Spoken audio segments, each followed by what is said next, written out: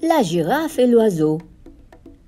Écrit par Rebecca Bender. Texte français d'Isabelle Montagnier. Bien s'entendre avec les autres est parfois difficile. Si l'oiseau pouvait te parler, il te dirait qu'il ne peut pas supporter la girafe. Et si la girafe pouvait te parler, elle te dirait qu'elle ne peut pas supporter l'oiseau. Tu vois, l'oiseau fait des grimaces à la girafe. Et la girafe tire la langue à l'oiseau. Une très longue langue. En retour, l'oiseau gazouille dans l'oreille de la girafe.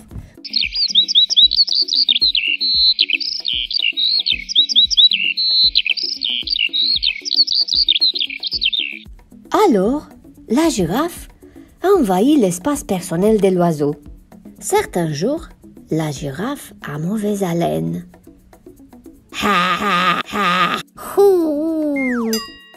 D'autres jours, l'oiseau se gave de baies.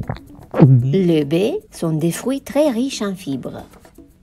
Souvent, la girafe mâche sa nourriture avec bruit, la bouche grande ouverte.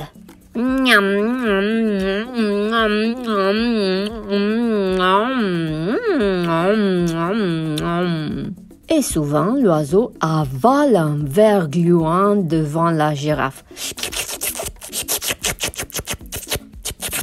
Parfois, l'oiseau lisse ses plumes juste au-dessus de la tête de la girafe. Et elle éternue. Hop-tchou! À chaque éternuement de la girafe, l'oiseau est éjecté au fil téléphonique.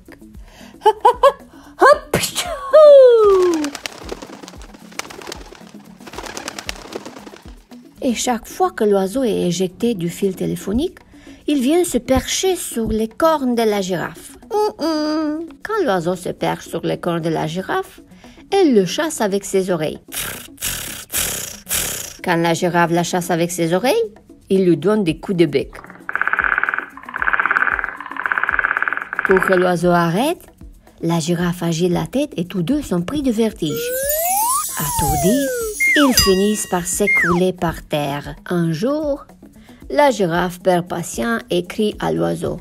« Va-t'en, oiseau !» L'oiseau se fâche et répond à la girafe. « Dégage, girafe !» Et c'est ce qui arrive.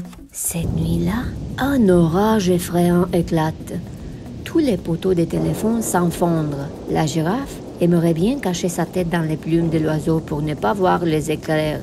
L'oiseau aimerait bien se réfugier sous les oreilles de la girafe pour ne pas entendre les tonnerres. Le lendemain matin, l'oiseau est triste. Il ne sait plus où se percher et il n'a plus personne à taquiner et à picoter. La girafe se sent seule. Il n'y a personne pour l'agacer et la déranger. Elle a donc le temps de réfléchir. Et le plus drôle, c'est qu'elle n'arrête pas de penser à l'oiseau. Que pourrait-elle faire pour qu'il revienne? La girafe accepte d'aider la compagnie de téléphone pendant quelque temps. Peu après, l'oiseau est de retour sur le fil. Il recommence bien vite à faire des grimaces à la girafe.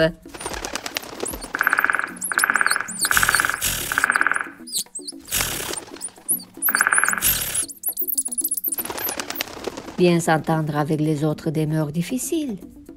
Si tu posais la question à ces deux compères, la girafe pourrait bien te répondre qu'elle ne peut toujours pas supporter l'oiseau. Et l'oiseau pourrait bien te répondre qu'il ne peut toujours pas supporter la girafe. Mais nous n'en croyons rien.